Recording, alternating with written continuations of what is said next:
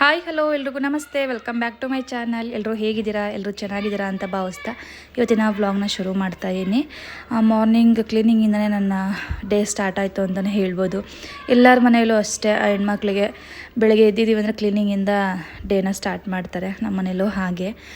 ಸ್ವಚ್ಛತೆ ಅನ್ನೋದು ತುಂಬ ಮುಖ್ಯ ಅಲ್ವಾ? ಮನೆ ಕ್ಲೀನಿಂಗ್ ಇದ್ದರೆ, ಅಂದರೆ ಮನೆ ಕ್ಲೀನಾಗಿದ್ದರೆ ನಮ್ಮ ಮನಸ್ಸು ಕೂಡ ಒಂಥರ ಪ್ರಶಾಂತವಾಗಿ ಚೆನ್ನಾಗಿರುತ್ತೆ. ಯಾವತ್ತೇ ಆಗಲಿ ನಾವಿರೋ ಜಾಗದಲ್ಲಿ ಸುತ್ತಮುತ್ತ ಆಗಿರ್ಬೋದು ಮನೆಯೆಲ್ಲ ನೀಟಾಗಿಡೋದ್ರಿಂದ ಒಂಥರ ಏನೋ ಒಂಥರ ಪ್ರಶಾಂತವಾಗಿರುತ್ತೆ ನಮ್ಮ ಮನಸ್ಸು ಅಂತ ನನ್ನ ಭಾವನೆ.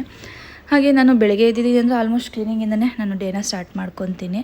ಮನೆ ನೀಟಾಗಿರ್ಬೇಕು ನನಗೆ ಯಾವಾಗಲೂ ಕೂಡ. ಹಾಗಾಗಿ ಆದಷ್ಟು ನನ್ನ ಕೈಲಿ ಎಷ್ಟಾಗುತ್ತೋ ಅಷ್ಟು ಕ್ಲೀನಾಗಿ ಇಟ್ಕೊಳೋದಕ್ಕೆ ನಾನು ಟ್ರೈ ಮಾಡ್ತೀನಿ. ಇವಾಗ ಹೆಲ್ಪರ್ ಕೂಡ ಏನು ಬರ್ತಾಯಿಲ್ಲ, ಸ್ವಲ್ಪ ದಿನ ರಜಾ ಹಾಕಿದ್ದಾರೆ. ಹಾಗಾಗಿ ನಾನೇ ಎಲ್ಲ ಕೆಲಸನೂ ಕೂಡ ಮಾಡ್ಕೊತಾ ಇದ್ದೀನಿ. ಸ್ವಲ್ಪ ಹುಷಾರಿಲ್ಲ ಅಂದ್ಬಿಟ್ಟು ಅವರು ರಜಾ ತೊಗೊಂಡಿದ್ರು. ಹಾಗೆ ಬೆಳಗ್ಗೆ ಎದ್ದು ಕ್ಲೀನ್ ಮಾಡ್ಕೊತಾ ಇದ್ದೆ. ಸ್ವಲ್ಪ ಡಸ್ಟಿಂಗ್ ಎಲ್ಲ ಇತ್ತು, ಟಿ ವಿ ಮೇಲೆಲ್ಲ ಕುತ್ಕೊಂಡ್ಬಿಟ್ಟಿತ್ತು. ಧೂಳು ಆಗ್ತಾನೆ ಇರುತ್ತೆ, ಡೈಲಿ ಇದನ್ನೆಲ್ಲ ಕ್ಲೀನ್ ಮಾಡ್ಕೊತಾನೆ ಇರಬೇಕಾಗತ್ತೆ. ಹಾಗೆ ಸೋಫಾ ಕವರೆಲ್ಲ ನೀಟಾಗಿ ಒದ್ರೆ ಬಿಟ್ಟು ಅದನ್ನು ನೀಟಾಗಿ ಹಾಸ್ಕೊಂಡು ಇವಾಗ ಒಂದು ಕಡೆಯಿಂದ ಕಸ ಗುಡಿಸ್ಕೊಂಡು ಬರ್ತಾಯಿದ್ದೀನಿ. ಮನೆ ಕೂಡ ಒರೆಸ್ಬೇಕು. ಹಾಗೆ ಇವತ್ತು ತಲೆ ಸ್ನಾನ ಪೂಜೆ ಎಲ್ಲನೂ ಕೂಡ ಇತ್ತು. ಹಾಗೆ ಸ್ವಲ್ಪ ಬೇಗನೆ ಎದ್ದಿದ್ದೆ. ಇವೆಲ್ಲ ಮಾಡೋ ಅಷ್ಟರಲ್ಲಿ ಲೇಟ್ ಆಗುತ್ತೆ, ಮತ್ತು ಜೊತೆಗೆ ತಿಂಡಿ ಇದೆಲ್ಲ ಮ್ಯಾನೇಜ್ ಮಾಡಬೇಕಲ್ವ. 10 ಗಂಟೆ ಒಳಗಡೆ ಇಷ್ಟು ಕೆಲಸನ ನಾನು ಮುಗಿಸ್ಬೇಕು. ಹಾಗೆ ಸ್ವಲ್ಪ ಬೇಗನೆ ಎದ್ದು ಎಲ್ಲ ಮಾಡ್ಕೊತಿದ್ದೆ. ಬಟ್ ಎಷ್ಟೇ ಬೇಗ ಆದರೂ ಕೂಡ ನಾನು ಅಯ್ಯೋ ಎಲ್ಲ ಮುಗಿಸ್ಬಿಡ್ಬೇಕಲ್ಲ ಅಂತಂದ್ಬಿಟ್ಟು ಬೇಗ ಬೇಗ ಅಂತೂ ಕೆಲಸಗಳು ಮಾಡ್ಕೊಳಲ್ಲ. ನೀಟಾಗಿ ಕ್ಲೀನ್ ಆಗಲೇಬೇಕು ನನಗೆ. ಒಂದು ಕಡೆಯಿಂದ ನೀಟಾಗಿ ಕಸ ಗುಡಿಸಿ ಒಂದು ಕಡೆಯಿಂದ ಒರೆಸ್ಕೊಂಡು ಬಂದರೆ ಸಮಾಧಾನ. ಸ್ವಲ್ಪ ಲೇಟ್ ಆದರೂ ಪರವಾಗಿಲ್ಲ, ಎಲ್ಲ ನೀಟಾಗಿ ಮಾಡಿದ್ರೇ ಒಂಥರ ತೃಪ್ತಿ ಅಂತ ಅನಿಸುತ್ತೆ ನನಗೆ. ಹಾಗೆ ಇನ್ನು ಮನೆ ಒರೆಸಿದ್ದೆಲ್ಲ ಆಯಿತು. ಇನ್ನು ಸ್ನಾನಕ್ಕೆ ಹೋಗೋಕ್ಕಿಂತ ಮುಂಚೆ ಮಕ್ಕಳಿಗೆ ದೋಸೆ ಹಾಕ್ಕೊಟ್ಬೇಡ ಅಂತ ಹಾಕ್ಕೊಡ್ತಾಯಿದ್ದೀನಿ. ದೋಸೆ ಬೇಕು ಅಂತ ತುಂಬ ಹಠ ಮಾಡ್ತಾಯಿದ್ರು. ನಾನು ದೋಸೆಗೆಲ್ಲ ಏನು ರುಬ್ಬಿರಲಿಲ್ಲ. ಹಾಗಾಗಿ instant dosa better first time ತರಿಸಿ ಮಾಡಿದೆ. ಓಕೆ ಅಂತ ಅನ್ನಿಸ್ತು ನನಗೆ. ಹಾಗೆ ಇಲ್ಲಿ ನನ್ನ ಮಗಳು ಕೂಡ ದೋಸೆ ಅಂದಿದ ತಕ್ಷಣ ಓಡಿ ಬಂದು ಕೂತ್ಕೊಂಡ್ಳು ದೋಸೆ ಬೇಕು ಅಂತ. ಹಾಗೆ ಇಲ್ಲಿ ನಾನು ದೋಸೆ ಹಾಕ್ಕೊಡ್ತಾಯಿದ್ದೀನಿ. ಇಬ್ಬರು ಕೂಡ ದೋಸೆ ಹಾಕ್ಕೊಟ್ಟು ಹೋದರೆ ತಿಂತಾ ಇರ್ತಾರೆ. ಅಷ್ಟೊತ್ತು ನಾನು ಸ್ನಾನ ಮಾಡ್ಕೊಂಡು ಬಂದುಬಿಡ್ಬೋದು ಅಂತ ಅಂದ್ಬಿಟ್ಟು ಇಬ್ಬರು ಕೂಡ ತಿಂಡಿ ಹಾಕ್ಕೊಟ್ಟು ನಾನು ಸ್ನಾನಕ್ಕೆ ಹೋಗಿ ಬಂದೆ.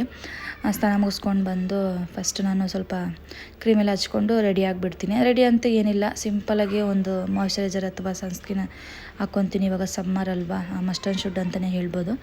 ಒಂಚೂರು ಅಪ್ಲೈ ಮಾಡ್ಕೊತೀನಿ, ಬೊಟ್ಟು ಇಟ್ಕೊತೀನಿ ಅಷ್ಟೇ. ಇಷ್ಟೇ ನಂದು ಮೇಕಪ್ ಅಂತ ಇನ್ನೇನಿಲ್ಲ. ಈ ವಿಂಟರ್ ಸೀಸನಲ್ಲಿ ಚಳಿಗಾಲೆಲ್ಲ ಸ್ವಲ್ಪ ಲಿಪ್ ಬಾಮ್ ಹಚ್ಕೊತೀನಿ. ಇವಾಗ ಸಮ್ಮರ್ ಅಲ್ವಾ, ಹಾಗೆ ಅದನ್ನೇ ಇಲ್ಲ, ಇಂಟ್ರೆಸ್ಟ್ ಇದ್ರೆ ಹಚ್ಕೊತೀನಿ, ಇಲ್ಲ ಬಿಡ್ತೀನಿ. ಬಟ್ ಕ್ರೀಮ್ ಅಂತೂ ಮಸ್ಟ್ ಆ್ಯಂಡ್ ಶುಡ್. ಯಾಕೆಂದರೆ ನಾವು ಹೊರಗಡೆ ಎಲ್ಲ ಓಡಾಡ್ತಾ ಇರ್ತೀವಲ್ಲ ಬಿಸಿಲಲ್ಲಿ, ಅಂದರೆ ಆಚೆಗೆ ಒಳಕೊಂಡ್ರೆ ಸ್ವಲ್ಪ ಟ್ಯಾನ್ ಆಗೇ ಆಗುತ್ತೆ ಫೇಸ್ ಅನ್ನೋದು. ಅದಕ್ಕೋಸ್ಕರ ಸ್ವಲ್ಪ ಸನ್ಸ್ಕ್ರೀನ್ ಹಚ್ಕೊತೀನಿ ಅಷ್ಟೇ ರೆಗ್ಯುಲರಾಗಿ. ಅಷ್ಟು ಬಿಟ್ಟರೆ ನಾನು ಇನ್ನೇನು ಕೂಡ ನಾನು ಅಪ್ಲೈ ಮಾಡೋಕ್ಕೋಗಲ್ಲ ಫೇಸ್ಗೆ. ಇಷ್ಟು ಈ ಥರ ರೆಡಿ ಆಗಿಬಿಟ್ಟು ನೆಕ್ಸ್ಟ್ ಲಾಸ್ಟ್ ಕುಂಕುಮ ಇಟ್ಕೊತೀನಿ. ಇದೊಂದು ಹಣೆಗೆ ಪೂಜೆ ಮಾಡೋ ದಿವಸ ಅಂತೂ ಮಿಸ್ ಮಾಡೋಕ್ಕೋಗಲ್ಲ. ಪೂಜೆ ಮಾಡೋದಕ್ಕಿಂತ ಮುಂಚೆ ಕುಂಕುಮನ ಇಟ್ಕೊಂಡು ನೆಕ್ಸ್ಟ್ ಪೂಜೆ ಕೆಲಸ ಏನಿರುತ್ತಲ್ವ ಅದನ್ನೆಲ್ಲನೂ ಕೂಡ ಮಾಡ್ಕೊತೀನಿ. ಸ್ನಾನ ಮಾಡ್ಕೊಂಡು ಬಂದು ಈ ರೀತಿ ರೆಡಿಯಾಗಿದ್ದೀನಿ ಅಂದರೆ ನೆಕ್ಸ್ಟ್ ನಾನು ಫಸ್ಟ್ ಕೆಲಸ ಮಾಡೋದೆ ಹೊಸ್ಲು ತೊಳ್ಕೊಂಡು ಅರ್ಶಿನ ಕುಂಕುಮ ಇಟ್ಟು ರಂಗೋಲಿ ಹಾಕ್ಕೊಳೋ ಅಂಥದ್ದೇ. ಹೊಸ್ಲು ನೀಟಾಗಿ ತೊಳೆದು ಮತ್ತು ಅರ್ಶಿನ ಚೆನ್ನಾಗಿ ರೀತಿ ಬಳ್ಕೊತೀನಿ, ಕಲಸಿರೋವಂಥ ಅರ್ಶಿನ ಈ ರೀತಿ ಹಾಕೋದ್ರಿಂದ ನನಗೆ ತುಂಬ ಇಷ್ಟ ಆಗುತ್ತೆ. ಒಂಥರ ಒಳ್ಳೇದು. ಈ ಥರ ಹೊಸ್ಲು ತುಂಬ ಅರ್ಶಿನ ಬಳ್ದು ಅರ್ಶಿನ ಕುಂಕುಮ ಇಡೋದು ತುಂಬಾ ಒಳ್ಳೆಯ ಅಭ್ಯಾಸ ಅಂತಲೇ ಹೇಳ್ಬೋದು. ಹಾಗೆ ನೀಟಾಗಿ ಕಸ ಎಲ್ಲ ಗುಡಿಸಿದ್ದೆ. ಹಿಂದಿನ ದಿನನೇ ನೀಟಾಗೇ ಇತ್ತು, ಜಸ್ಟ್ ನೀರು ಹಾಕಿ ತೊಳೆಯೋದು ಅಷ್ಟೇ ಬಾಕಿ ಇತ್ತು. ಹೊಸ್ಲೆಲ್ಲ ಸರಿಸ್ಕೊಂಡೆ. ಹಾಗೆ ತುಳಸಿನಿ ಕೂಡ ತೊಳೆದು ಅರ್ಶಿನ ಕುಂಕುಮ ಇಡೋಣ ಅಂತ ಬಂದೆ. ನೋಡಿದ್ರೆ ತುಳಸಿ ಎಲ್ಲ ಸ್ವಲ್ಪ ಬೀಜಗಳೆಲ್ಲ ಹುಟ್ಟಿರುತ್ತಲ್ವ, ಅದೆಲ್ಲ ಉಟ್ಬಿಟ್ಟು ಈ ಥರ ಹರ್ಕೊಬಿಟ್ಟಿತ್ತು. ಓಡಾಡುವಾಗ ಸ್ವಲ್ಪ ತಗೊಳ್ಳೋದು, ಹಾಗಾಗಿ ಬೇಡ ಅಂದ್ಬಿಟ್ಟು ಎಲ್ಲ ಸ್ವಲ್ಪ ಕಟ್ ಮಾಡಿಬಿಟ್ಟು ನೀಟಾಗಿ ಅದನ್ನು ಸ್ವಲ್ಪ ದಾರದಲ್ಲಿ ಕಟ್ಟಿದೆ, ಒಂದೇ ಕಡೆ ನಿಂತ್ಕೊಳ್ಳಿ ಅಂತ ಅಂದ್ಬಿಟ್ಟು. ಅದೊಂದು ಕೆಲಸ ಮಾಡ್ಕೊಂಡಿದ್ದೋದೆ, ಅದೊಂದು ಸ್ವಲ್ಪ ಹೊತ್ತು ಲೇಟ್ ಆಯಿತು. ಆಮೇಲೆ ನೀಟಾಗಿ ಇವಾಗ ತುಳಸಿನಿ ಕೂಡ ತೊಳ್ಕೊಂಡು ಇವಾಗ ಅದಕ್ಕೂ ಕೂಡ ಅರ್ಶಿನ ಎಲ್ಲ ಬಳ್ಕೊಂಡು ಅರ್ಶಿನ ಕುಂಕುಮ ಎಲ್ಲ ಹೂವೆಲ್ಲ ಇಟ್ಟು ರೆಡಿ ಮಾಡಿಕೊಂಡು ಫೈನಲಾಗಿ ಸ್ವಲ್ಪ ನೀರು ಕೂಡ ಹಾಕಿ ಈ ರೀತಿ ರಂಗೋಲಿನೂ ಕೂಡ ಹಾಕ್ಕೊಂಡೆ ಸಿಂಪಲ್ಲಾಗಿ.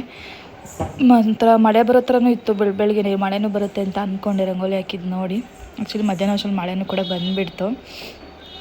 ನೆಕ್ಸ್ಟ್ ಇವಾಗ ಪೂಜೆಗೆಲ್ಲ ಕೂಡ ರೆಡಿ ಮಾಡ್ಕೊತಾ ಇದ್ದೀನಿ. ನಾನಿವತ್ತು ದೇವ್ರ ಮನೆ ಪಾತ್ರೆಗಳೆಲ್ಲ ಕ್ಲೀನಿಂಗ್ ಕೆಲಸನೂ ಕೂಡ ಇವತ್ತು ಇಟ್ಕೊಂಡಿರಲಿಲ್ಲ. ಯಾಕೆಂದರೆ ಹಿಂದಿನೇ ತೊಳ್ಕೊಂಬಿಟ್ಟೆ. ಅಯ್ಯೋ ಮತ್ತು ನಾಳೆ ಎಷ್ಟೊತ್ತಾಗುತ್ತೋ ಮತ್ತು ಲೇಟ್ ಆಗಿಬಿಡುತ್ತೆ ಅಂತ. ಯಾಕಂದರೆ ಪ್ರತಿ ಸಲ ಅವತ್ತಿನ ದಿನವೇ ಎಲ್ಲ ಇಟ್ಕೊತಾ ಇದ್ದೆ. ನಂಗೆ ಸ್ವಲ್ಪ ಲೇಟ್ ಅಂತ ಅನಿಸ್ತಿತ್ತು. ಹಾಗಾಗಿ ಏನು ಮಾಡಿದೆ ಅಂದರೆ ಹಿಂದಿನೇ ತೊಳ್ಕೊಂಬಿಟ್ಟೆ.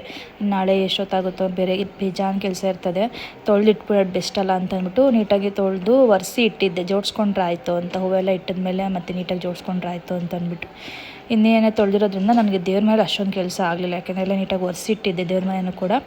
ಬೇಗ ಜೋಡಿಸ್ಕೊಂಬಿಟ್ಟು ಬೊಟ್ಟೆಲ್ಲ ಇಟ್ಕೊಂಡು ಹೂ ಇಟ್ಟು ಪೂಜೆ ಮಾಡ್ಕೊಂಡ್ಬಿಟ್ಟೆ. ಒಟ್ಟಿನಲ್ಲಿ ಒಂದು ಅರ್ಧ ಕೆಲಸ ಇನ್ನೇನು ಮಾಡ್ಕೊಂಡ್ರೆ ಬೆಸ್ಟು. ಇದೇ ಮಾಡಿಕೊಂಡು ನನಗೆ ಇಡೀ ಅರ್ಧ ಕೆಲಸ ಇದೇ ಆಗಿಬಿಡುತ್ತೆ ಇಡೀ ದಿನದಲ್ಲಿ. ಮತ್ತು ನನಗೆ ಮತ್ತೆ ಬೇರೆ ಕೆಲಸ ಮಾಡ್ಕೊಳೋದಕ್ಕೆ ಸಖತ್ ಟಯರ್ಡ್ ಅನಿಸ್ಬಿಟ್ಟಿರುತ್ತೆ ಅಷ್ಟೊತ್ತಿಗೆ. ಬೇರೆ ಕೆಲಸ ಮಾಡೋದಕ್ಕೆ ಆಗಲ್ಲ ನನಗೆ. ಹಾಗಾಗಿ ಆ ಥರ ಮಾಡ್ತೀನಿ, ನೋಡೋಣ ಹೆಂಗಾಗುತ್ತೋ. ಕೆಲವೊಂದು ಸಲ ಇಡೀ ದಿನ ಮಾಡ್ಕೊಂಡು ಇದ್ಬಿಡ್ತೀನಿ, ಕೆಲವೊಂದು ಸಲ ಇನ್ನೇನು ಎಷ್ಟಾಗುತ್ತೋ ಅಷ್ಟು ಮಾಡ್ಕೊತೀನಿ.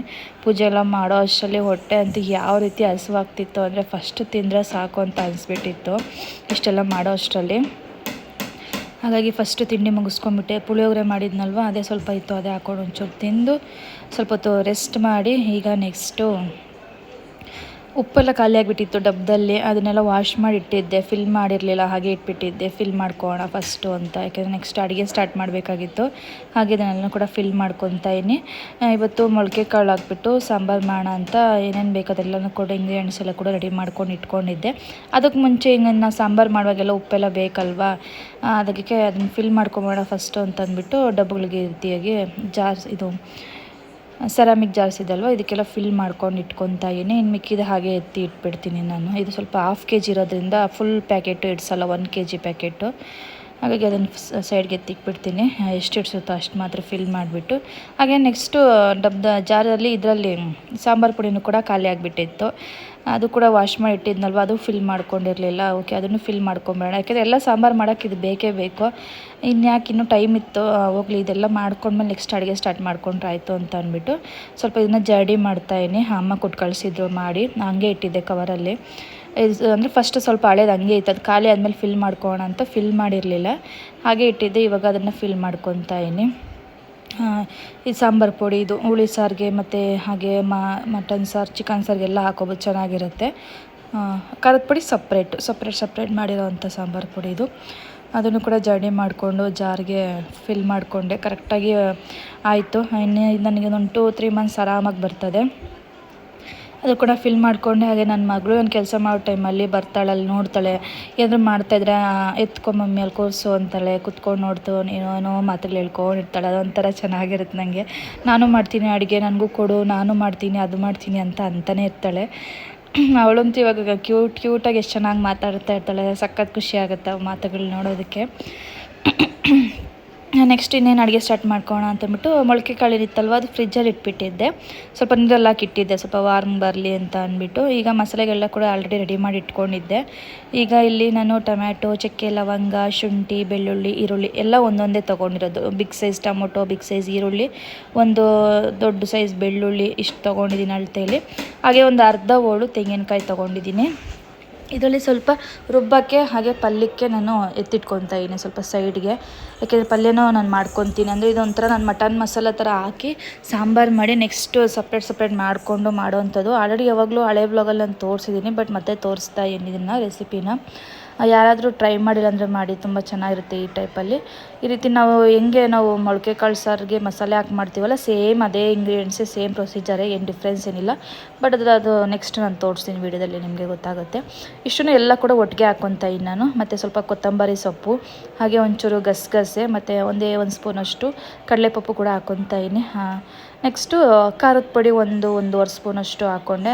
ನಂತರ ಒಂದು 2 ಸ್ಪೂನಷ್ಟು, ದೊಡ್ಡ ಸ್ಪೂನಲ್ಲಿ 2 ಸ್ಪೂನಷ್ಟು ಧನಿಯಾ ಪೌಡರು, ಸಾಂಬಾರು ಪೌಡರ್ ಅಂತ ಏನು ಕರಿತೀವಲ್ಲ ಅದೇ, ಅದನ್ನು ಹಾಕ್ಕೊಂಡು ಇಷ್ಟನ್ನು ಹಾಕ್ಕೊಂಡು ನೀರು ಹಾಕ್ಕೊಂಡು ಚೆನ್ನಾಗಿ ರುಬ್ಕೊಳ್ಳೋ ಅಂಥದ್ದು. ಪಲ್ಯಕ್ಕೆ ಒಂಚೂರು ಎತ್ತಿಟ್ಕೊಂಡಿದ್ದೀನಿ ತೆಂಗಿನ ತುರಿ, ಚೆನ್ನಾಗಿರುತ್ತೆ ಅಂತ ಅಂದ್ಬಿಟ್ಟು. ನಮಗೆ ಏನೇ ಪಲ್ಯ ಮಾಡಿದ್ರು ಕೂಡ ಸ್ವಲ್ಪನಾದರೂ ತೆಂಗಿನ ತುರಿ ಬೇಕು. ಅದರಲ್ಲೇ ಸ್ವಲ್ಪ ಎತ್ತಿಟ್ಕೊಂಡ್ಬಿಟ್ಟೆ, ಮತ್ತು ಇನ್ನೊಂದು ತೆಂಗಿನಕಾಯಿ ಇನ್ನೇನು ಹೊಡಿಯೋದು ಸಾಕಷ್ಟೇ ಆಗುತ್ತೆ ಅಂತ ಅಂದ್ಬಿಟ್ಟು ಇವಾಗ ಇಷ್ಟನ್ನು ಕೂಡ ಇವಾಗ ರುಬ್ಕೊಂಡು ಬರ್ತೀನಿ. ನೆಕ್ಸ್ಟ್ ಇಲ್ಲಿ ಒಗ್ಗರಣೆಗೆ ನಾನು ಸ್ವಲ್ಪ ಈರುಳ್ಳಿ ಮತ್ತು ಕರಿಬೇವು ಕೂಡ ಎತ್ತಿಟ್ಕೊಂಡಿದ್ದೀನಿ. ಕುಕ್ಕರ್ಗೆ ಒಂದೇ ಸಲ ಹಾಕಿ ಕೂಗಿಸ್ಕೊಂಬೇಡ, 1 ವಿಸಿಲ್ ಅಥವಾ 2 ವಿಸಿಲ್ ಕೂಗಿಸ್ಕೊಂಡ್ರೆ ಸಾಕು. ಒಂದು ಕುಕ್ಕರ್ ಸ್ವಲ್ಪ ಲೈಟಾಗಿ ಎಣ್ಣೆ ಹಾಕ್ಕೊಂಡು ಇದಕ್ಕೆ ನಾನಿವಾಗ ಸಾಸಿವೆ, ಕರಿಬೇವು, ಈರುಳ್ಳಿ ಹಾಕ್ಕೊಂಡು ಫ್ರೈ ಮಾಡ್ಕೊತಾ ಇದ್ದೀನಿ. ಫ್ರೈ ಮಾಡ್ಕೊಂಡ್ಮೇಲೆ ನಾನು ಕಾಳೇನು ತೊಗೊಂಡಿದ್ನಲ್ವ, ಮೊಳಕೆ ಕಟ್ಟಿರೋ ಕಾಳನ್ನ, ಅದನ್ನು ಕೂಡ ಇಲ್ಲಿ ಆ್ಯಡ್ ಮಾಡಿಕೊಂಡು ಎಣ್ಣೆಯಲ್ಲಿ ಸ್ವಲ್ಪ ಹೊತ್ತು ಫ್ರೈ ಮಾಡ್ಕೋಬೇಕಾಗುತ್ತೆ. ಯಾಕಂದರೆ ಸ್ವಲ್ಪ ಹಸಿ ವಾಸನೆ ಹೋಗಲಿ ಅಂತ ಹೇಳ್ಬಿಟ್ಟು, ಸ್ಮೆಲ್ ಇರುತ್ತಲ್ವ ಹಸಿದು. ಹಾಗಾಗಿ ಎಣ್ಣೆಲಿ ಫ್ರೈ ಮಾಡ್ಕೊಳ್ಳೋದ್ರಿಂದ ನಮ್ಗೆ ಆ ಸ್ಮೆಲ್ ಅನ್ನೋದು ಗೊತ್ತಾಗಲ್ಲ. ಸ್ವಲ್ಪ ಹೊತ್ತು ಫ್ರೈ ಮಾಡಿಕೊಂಡು ಇದಕ್ಕೆ ಸ್ವಲ್ಪ ಅರಿಶಿಣ ಪುಡಿ ಕೂಡ ಆ್ಯಡ್ ಮಾಡಿಕೊಂಡು ಮಿಕ್ಸ್ ಮಾಡ್ಕೊಂಡು ಚೆನ್ನಾಗಿ ಇದೊಂದು ಚೂರು ಫ್ರೈ ಆಗ್ತಿದ್ಮೇಲೆ ಲೈಟಾಗಿ ನೆಕ್ಸ್ಟ್ ಮಸಾಲೆ ಏನು ರುಬ್ಕೊಂಡಿದ್ವಲ್ಲ ಅದನ್ನು ಕೂಡ ಇಲ್ಲಿ ಆ್ಯಡ್ ಮಾಡಿಕೊಂಡು ಅದನ್ನು ಕೂಡ ಸ್ವಲ್ಪ ಹೊತ್ತು ಫ್ರೈ ಮಾಡ್ಕೊತೀನಿ. ಲೈಟಾಗಿ, ಜಾಸ್ತಿ ಹೊತ್ತು ಬೇಡ, ಲೈಟಾಗಿ ಫ್ರೈ ಮಾಡ್ಕೊಂಡು ಸ್ವಲ್ಪ ಹಸಿ ವಾಸನೆ ಹೋಗೋ ಮಾಡೋದಕ್ಕೂ ಅಷ್ಟೇ. ನೆಕ್ಸ್ಟು ನೀರು ಕನ್ಸಿಸ್ಟೆನ್ಸಿ ಎಷ್ಟು ಬೇಕೋ ಅಷ್ಟು ನೀರನ್ನ ಆ್ಯಡ್ ಮಾಡಿಕೊಂಡು ರುಚಿಗೆ ತಕ್ಕಷ್ಟು ಕಲ್ಲುಪ್ಪನ್ನ ಆ್ಯಡ್ ಮಾಡ್ಕೊಂಡು ಚೆನ್ನಾಗಿ ಮಿಕ್ಸ್ ಮಾಡಿ 1 or 2 ವಿಸಿಲ್ ಕುಗ್ಸ್ಕೊಂಡ್ರೆ ಸಾಕು, ಕರೆಕ್ಟಾಗಿ ಬೆಂದಿರುತ್ತೆ. ಅದನ್ನು ಕುಕ್ಕರ್ಗೆ ಇಟ್ಟಿದ್ನಲ್ವ, ಅಷ್ಟೊತ್ತಿಗೆ ಇನ್ನು ಮಿಕ್ಕಿದ ಕೆಲಸ ಮಾಡ್ಕೊಳ್ಳೋಣ ಅಂತ ಅಂದ್ಬಿಟ್ಟು ಸ್ವಲ್ಪ ಪಾತ್ರೆ ಇತ್ತು. ಅಂದರೆ ಬೆಳಗ್ಗೆ ತಿಂಡಿ ತಿಂದಿರೋದು ಅಷ್ಟೇ, ಇನ್ನೇನಿರಲಿಲ್ಲ. ಇನ್ನೇನು ನೈಟ್ ತೊಳೆದಿರ್ತೀನಿ, ಇನ್ನೇನು ಇರಲ್ಲ. ಬೆಳಗ್ಗೆ ತಿಂದಿರೋದು ಮಾತ್ರ ಸ್ವಲ್ಪ ಇತ್ತು. ಅದನ್ನು ಹಂಗೆ ವಾಶ್ ಮಾಡ್ಕೊಂಬೋಣ ಅಷ್ಟೊತ್ತಿಗೆ ಅಂತ ಅಂದ್ಬಿಟ್ಟು ನಾನಿಲ್ಲಿ ಪಾತ್ರೆನೂ ಕೂಡ ಎಲ್ಲವೂ ಕೂಡ ವಾಶ್ ಮಾಡ್ಕೊತಾ ಇದ್ದೀನಿ. ಅವಾಗಲೇ ನಾನು ಪಾತ್ರೆ ವಾಶ್ ಮಾಡ್ಕೊಂಡ್ಬಿಟ್ರೆ ತುಂಬಾ ಬೆಟರು. ನಾನು ಮೇಡ್ ಬರುವಾಗ ಏನು ಮಾಡ್ತಿದ್ದೆ, ಪ್ರತಿಯೊಂದನ್ನು ಕೂಡ ಟಬ್ಬಲ್ಲಿ ಹಾಕಿಡಬೇಕಾಗಿತ್ತು. ಒಂದೊಂದ್ಸಲಿ 2 ಟಬ್ಬು ತುಂಬೋಗೋದು. ಬಟ್ ಏನೂ ಮಾಡೋಕ್ಕಾಗಲ್ಲ, ಅವ್ರಿಗೆ ಒಪ್ಪಿಸಿದ ಮೇಲೆ ನಾವು ಅವ್ರಿಗೆ ಪಾತ್ರೆಗೆ ಇಡಲೇಬೇಕಲ್ವ. ಇಲ್ಲಾಂದರೆ ನಾನು ಅರ್ಧ ಕೆಲಸ ಮಾಡೋಕ್ಕಾಗುತ್ತೆ. ಬಟ್ ಇವಾಗ ಹಂಗಲ್ಲ ನೋಡಿ, ಸ್ವಲ್ಪ ಇದ್ರೂ ಕೂಡ ಅವಾಗೆ ತೊಳ್ಕೊಂಬಿಡ್ತೀನಿ. ಹೆಚ್ಚಾಗಿ ಪಾತ್ರೆ ಉಳ್ಕೊಂಡಿರಲ್ಲ, ನೀಟಾಗಿರುತ್ತೆ ಕಿಚನ್ನು ಕೂಡ. ಒಟ್ಟಲ್ಲಿ ನಮ್ಮ ಕೆಲಸ ನಾವು ಮಾಡೋದು ತುಂಬಾ ಬೆಟರು. ಅವ್ರನ್ನ ನಂಬ್ಕೊಂಡ್ರಂತೂ ಕೆಲವೊಂದ್ಸಲಿ ಸಡನ್ನಾಗಿ ಕೈ ಕೊಟ್ಬಿಡ್ತಾರೆ. 2 ಟಬ್ಬಷ್ಟು ಪಾತ್ರೆ ಆಗಿಬಿಟ್ಟಿರುತ್ತೆ. ಸಡನ್ನಾಗಿ ಫೋನ್ ಮಾಡಿ ಬರಲ್ಲ ಅಂತಾರೆ, ಇಲ್ಲಾಂದರೆ ಕೆಲವೊಂದ್ಸಲಿ ಫೋನೇ ಮಾಡಲ್ಲ, ಬರ್ದಿರ ಹೋಗ್ಬಿಡ್ತಾರೆ. ಈ ಥರನೂ ಕೂಡ ಮಾಡ್ತಾರೆ. ಎಷ್ಟೋ ಸಲ ಹಂಗಾಗಿದೆ. ನನಗೆ ಅಂಥ ಟೈಮಲ್ಲಿ ತುಂಬಾ ಬೇಜಾರಿರುತ್ತೆ, ಯಾಕಂದರೆ ಅಷ್ಟು ಪಾತ್ರೆ ಒಂದ್ಸಲಿ ಕುತ್ಕೊಂಡು ತೊಳಿಬೇಕಾಗುತ್ತೆ. ಹಾಗಾಗಿ ನೆಕ್ಸ್ಟು ಪಾತ್ರೆ ಎಲ್ಲ ಕೂಡ ವಾಶ್ ಮಾಡಿಕೊಂಡೆ. ಹಾಗೆ ಸ್ವಲ್ಪ ಮಜ್ಜಿಗೆ ಮಾಡ್ಕೊಳ್ಳೋಣ ಅಂತ. ಈ ನಡುವೆ ಸ್ವಲ್ಪ ಸಮ್ಮರ್ ಅಲ್ವಾ, ಮಡಿಕೆಯಲ್ಲಿ ನೀರಾಗಲಿ ಏನೇ ಇಟ್ಟು ಸ್ವಲ್ಪ ತಣ್ಣಗಿರುತ್ತೆ. ಹಾಗೆ ಮಜ್ಜಿಗೆನೂ ಕೂಡ ಮಡಿಕೆಯಲ್ಲೇ ಮಾಡಿ ಇಡ್ತಾಯಿದ್ದೀನಿ. ಈ ನಡುವೆ ರೂಢಿ ಮಾಡ್ಕೊಂಡಿದ್ದೀನಿ. ಹಾಗೆ ಒಗ್ಗರಣೆಗಿನ ಸಪ್ರೇಟ್ ಸೌಟೆನಕ್ಕೆ ಅಂತ ಅಂದ್ಬಿಟ್ಟು ನಾನು ಅದರಲ್ಲೇ ಸ್ವಲ್ಪ ಒಗ್ಗರಣೆ ಹಾಕ್ಕೊಂಡ್ಬಿಟ್ಟು ಇದಕ್ಕೆ ಇವಾಗ ನಾನು ಇಲ್ಲಿ ಮೊಸರನ್ನ ಆ್ಯಡ್ ಮಾಡಿಕೊಂಡು ಕಡಿತಾಯಿದ್ದೀನಿ. ಇದು ನಾನು ರೀಸೆಂಟಾಗಿ ತೊಗೊಂಡೆ. ಇದು ಕೂಡ ಚೆನ್ನಾಗಿದೆ ಮಜ್ಜಿಗೆ ಕಡಿಯೋದು. ಇದನ್ನು ಈ ರೀತಿ ಮೊಸರನ್ನ ಫಸ್ಟ್ ಈ ರೀತಿ ಕಡ್ಕೊತೀನಿ. ಬಟ್ ಮಡಿಕೆಯಲ್ಲಿ ಈ ಥರ ಮಾಡ್ಬೋದೇನೋ ಗೊತ್ತಿಲ್ಲ ನನಗೆ, ಏನಾಗುತ್ತೇನೋ. ಬಟ್ ಆದರೂ ಮಡಿಕೆಯಲ್ಲೇ ಮಾಡ್ತಾಯಿದ್ದೀನಿ. ಮತ್ತೆ ಪಾತ್ರೆಗಳೆಲ್ಲ ಯಾಕೆ ಯೂಸ್ ಮಾಡೋದು ಅಂತ ಅಂದ್ಬಿಟ್ಟು ನೆಕ್ಸ್ಟ್ ಸ್ವಲ್ಪ ಕಡ್ದಾದ್ಮೇಲೆ ಇನ್ನೊಂಚೂರು ನೀರು ಎಷ್ಟು ಬೇಕೋ ಅಷ್ಟು ಮಜ್ಜಿಗೆ ಕನ್ಸಿಸ್ಟೆನ್ಸಿಗೆ ನೀರನ್ನ ಆ್ಯಡ್ ಮಾಡಿಕೊಂಡು ಈ ರೀತಿ ಮಜ್ಜಿಗೆನೂ ಕೂಡ ಕಡ್ಕೊತಾಯಿನಿ. ರುಚಿಗೆ ತಕ್ಕಷ್ಟು ಉಪ್ಪು ಮತ್ತು ಸ್ವಲ್ಪ ಜೀರಾ ಪೌಡರ್ ಹಾಕ್ಕೊತೀನಿ. ಜೀರ್ಣಕ್ರಿಯೆಗೆ ತುಂಬ ಹೆಲ್ಪ್ ಮಾಡುತ್ತೆ ಮಜ್ಜಿಗೆಗೆ ಸ್ವಲ್ಪ ಜೀರಿಗೆ ಪುಡಿ ಅಥವಾ ಜೀರಿಗೆ ಹಾಕೋದ್ರಿಂದ ನಾನು ಸ್ವಲ್ಪ ಜೀರಿಗೆ ಪೌಡರ್ ಕೂಡ ಹಾಕ್ಕೊಂಡಿದ್ದೀನಿ. ಒಟ್ನಲ್ಲಿ ಮಾಡಿ ಇಟ್ಬಿಡ್ತೀನಿ ಇರ್ತಿ. ಮಧ್ಯಾಹ್ನ 1 ಗ್ಲಾಸು ಅಥವಾ ಸಂಜೆ ಬಾರ್ಕೆದಾಗೆಲ್ಲ ದಿನಕ್ಕೊಂದು 2 or ಗ್ಲಾಸ್ ಆದರೂ ನಾನು ಕಂಪಲ್ಸರಿ ಕುಡಿತೀನಿ. ಮನೇಲಿ ಮಕ್ಕಳು ಕೂಡ ಕುಡಿತಾರೆ, ಹಾಗಾಗಿ ಮಾಡಿಟ್ಬಿಡ್ತೀನಿ. ನೆಕ್ಸ್ಟು ಸಾಂಬಾರು ರೆಡಿಯಾಗಿತ್ತು, ಕುಕ್ಕರ್ಗೆ ಹೋಗಿತ್ತು. ಈಗ ನೋಡಿ ಇಲ್ಲೇ ಪ್ರೊಸೀಜರ್ ಸ್ವಲ್ಪ ಚೇಂಜ್ ಇರೋದು. ಈ ರೀತಿ ಕಾಮನಾಗಿ ನಾವು ಎಲ್ಲರೂ ಕೂಡ ಮನೆಯಲ್ಲೂ ಮಾಡ್ತಾರೆ. ಬಟ್ ಈ ರೀತಿ ಎಷ್ಟು ಜನ ಮಾಡ್ತಾರೋ ನನಗೆ ಗೊತ್ತಿಲ್ಲ ಪರ್ಸ್ನಲಿ. ಬಟ್ ನಮ್ಮಮ್ಮ ಈ ಥರನೇ ನನಗೆ ಹೇಳ್ಕೊಟ್ರು. ಅದಕ್ಕೆ ನನಗೆ ಇದೇ ಥರನೇ ಇಷ್ಟ ಆಗುತ್ತೆ. ಮಕ್ಕಳು ಕೂಡ ಈ ಥರ ಮಾಡಿಕೊಟ್ರೆ ಪಲ್ಯನೂ ಕೂಡ ತಿಂತಾರೆ ಅಂತ ನಾನು ಇದೇ ಥರನೇ ಫಾಲೋ ಮಾಡ್ತೀನಿ. ಇವಾಗ ಮತ್ತೆ ಒಗ್ಗರಣೆ ಹಾಕ್ಕೊತಾಯಿನಿ ಸಾಂಬಾರಿಗೆ ಅಂತ ಅಂದ್ಬಿಟ್ಟು ಸ್ವಲ್ಪ ಬೆಳ್ಳುಳ್ಳಿ ಫ್ಲೇವರ್ ಚೆನ್ನಾಗಿರುತ್ತೆ. ಎಣ್ಣೆ, ಸಾಸಿವೆ, ಕರಿಬೇವು, ಬೆಳ್ಳುಳ್ಳಿ, ಒಂಚೂರು ಈರುಳ್ಳಿ ಹಾಕ್ಕೊಂಡು ಈ ರೀತಿ ಸೋರು ಹಾಕ್ಕೊತೀನಿ. ಕಾಳು ಸಪ್ರೇಟು ಮತ್ತು ಸಾಂಬಾರು ಸಪ್ರೇಟ್ ಆಗಲಿ ಅಂತ ಅಂದ್ಬಿಟ್ಟು ಈ ರೀತಿ ಒಂದು ತೂತ್ ಬಟ್ಲಲ್ಲಿ ಹಾಕ್ಬಿಟ್ಟು ಈ ರೀತಿ ಸೋರು ಹಾಕ್ಕೊತೀನಿ ನೀಟಾಗಿ. ಸಾಂಬಾರೆಲ್ಲ ಕೆಳಗೆ ಬಂದುಬಿಡುತ್ತೆ, ಕಾಳು ಮಾತ್ರ ಮೇಲೆ ಉಳ್ಕೊಳುತ್ತೆ. ಈ ರೀತಿಯಾಗಿ ಸೋರು ಹಾಕ್ಕೊತೀನಿ. ಸಪ್ರೇಟ್ ಆಗಬೇಕು, ಒಂಥರ ಬಸ್ಸಾರು ಟೈಪೇ. ಬಟ್ ಇದಕ್ಕೆ ಮಸಾಲೆ ಇಡ್ತೀವಿ. ಬಟ್ ಇದು ಮಾಡೋ ಅಷ್ಟರಲ್ಲಿ ಬಸ್ಸಾರು ಟೈಪೇ ಅನಿಸುತ್ತೆ.